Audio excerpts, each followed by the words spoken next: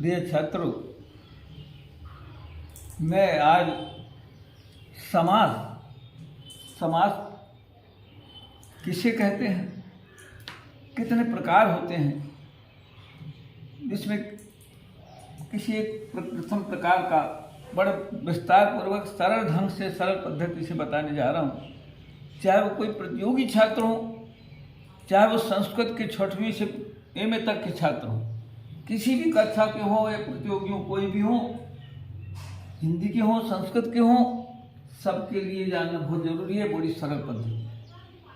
अतः आप गौर करें, समास प्राय चकित हो जाते हैं लोग कि समास किसी कहते हैं, उस पर भी याद करने, जबकि उसमें बिल्कुल जरूरत नहीं। देखिए, मैं बताने जा रहा हूं, समास 2 शब्दों से मिलकर बना।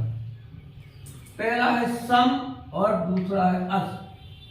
देखिए, सम और अस। सम माने होता है संक्षिप्त, अस माने होना। अतः समास शब्द का शाब्दिक अर्थ संक्षिप्त होना, संक्षिप्त होना, शाब्दिक अर्थ होना।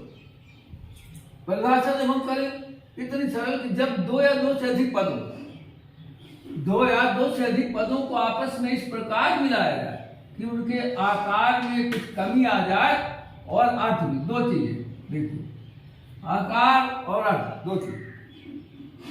2 या 2 से अधिक पदों को हम ऐसे इस प्रकार मिलाएं कि उनके आकार में कमी आ जाए और अर्थ भी स्पष्ट हो जाए। समास कहते हैं। इतनी सरल परिभाषा। अब प्रश्न आता है समास के प्रकार। समास मुख्य रूप से 6 प्रकार है, 6 प्रकार, जिसमें पहला है द्वंद्व। याद रखें, लिखना भी हम सीखे, सही उच्चारण होकर द्वंद्व शब्द है। द्वंद्व पढ़ते हैं हम और द्वंद्व लिख देते हैं और वह छूट जाता है दूसरे दामे हुआ, जबकि दोनों दामे हुआ नीचे रहता है।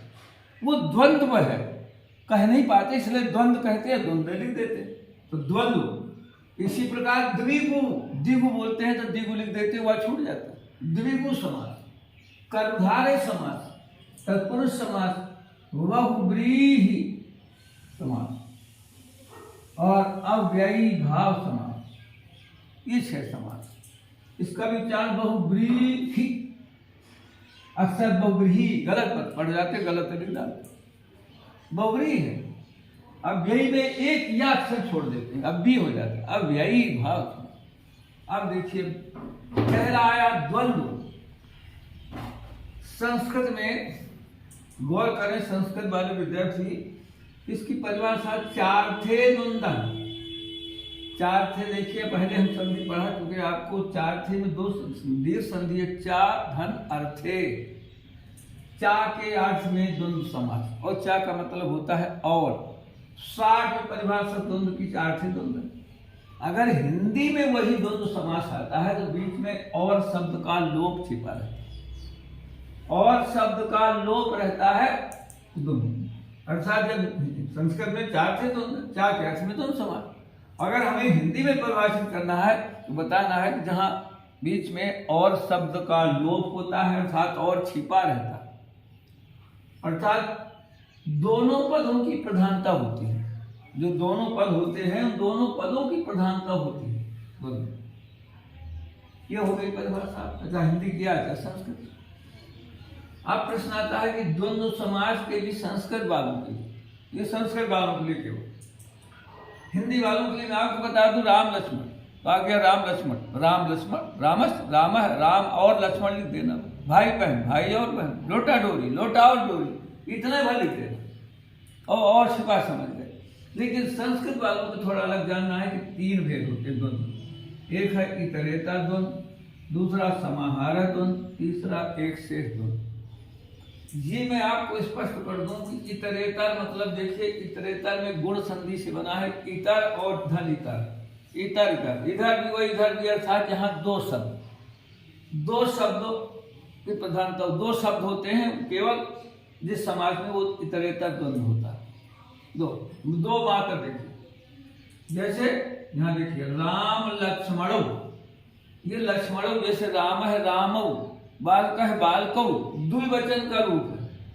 बाद में इसलिए लगा हुआ है तो द्विवचन का रूप है, इसलिए औ की मात्रा लगाएगी, बाकी नाम केवल राम लक्ष्मण है। द्विवचन का रूप है, इसलिए दो वचन में लक्ष्मण आया है। कई गलती बच्चे नहीं समझ पाते तो रामस्य लक्ष्मण चा उसकी मात्रा नहीं हटाती, जबकि द्विवचन है, बाल का है बाल को, राम है राम, इसीलिए दो लिखा, जबकि नाम है केवल राम लक्ष्मण।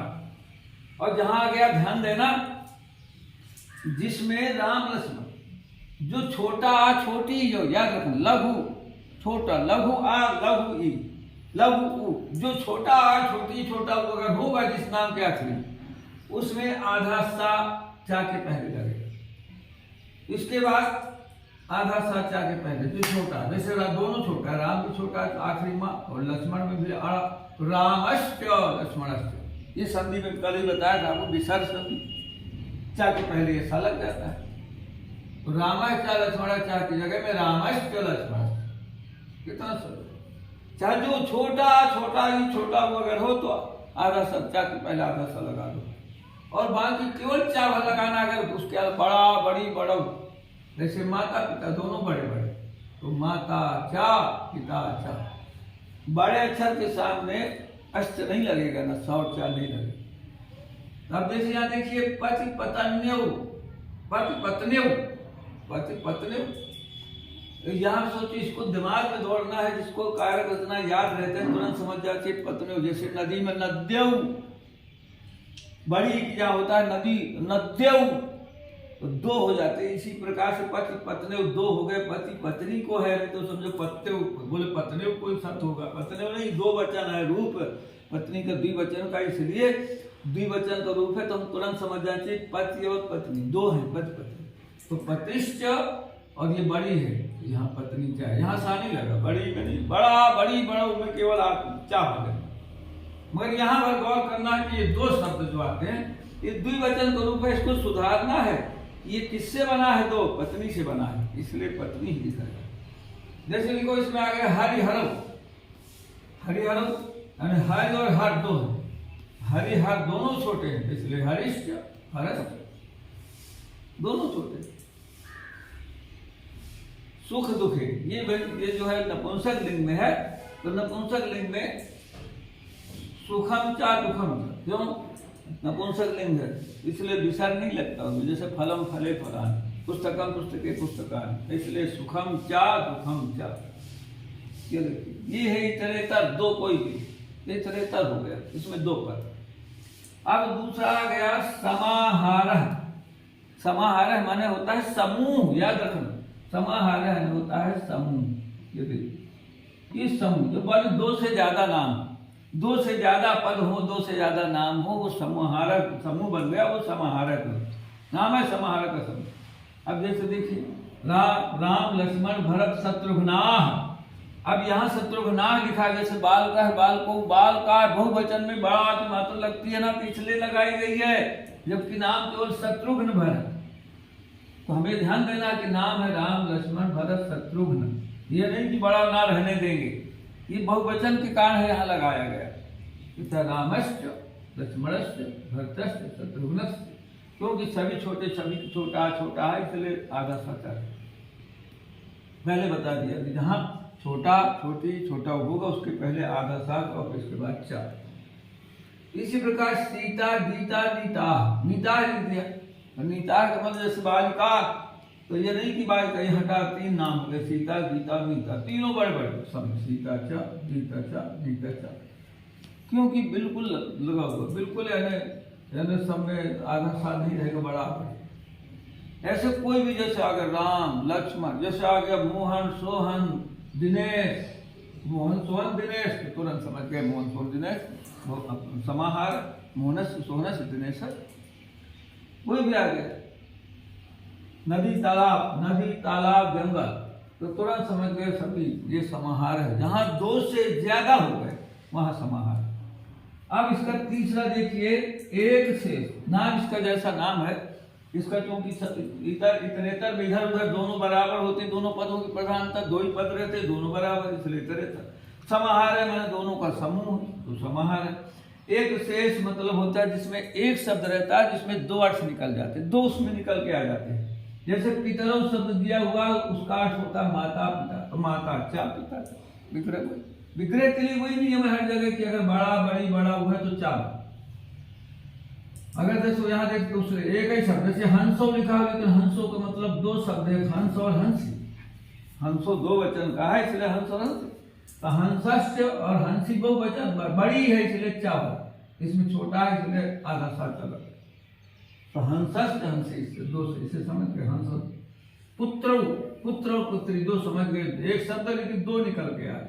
तो पुत्रस्य पुत्री चा, ये पुत्री जो बड़ी है क्यों, तो दो तीनों बिल्कुल समझ गए, साफ सुथरा द्वंद्व समास। द्वंद्व मतलब तीन संस्कृत वालों के लिए इतरेतर द्वंद्व। समाहार में समूह जिसमें दो से ज्यादा नाम हो, एक शेष माने एक शब्द में दो शब्द छिपे हो, वो एक शेष। इस प्रकार से मैं समझता हूँ इससे सरल विधि नहीं हो सकती, और आप समझ गए हो तो शायद यही अगला कल बताएगा।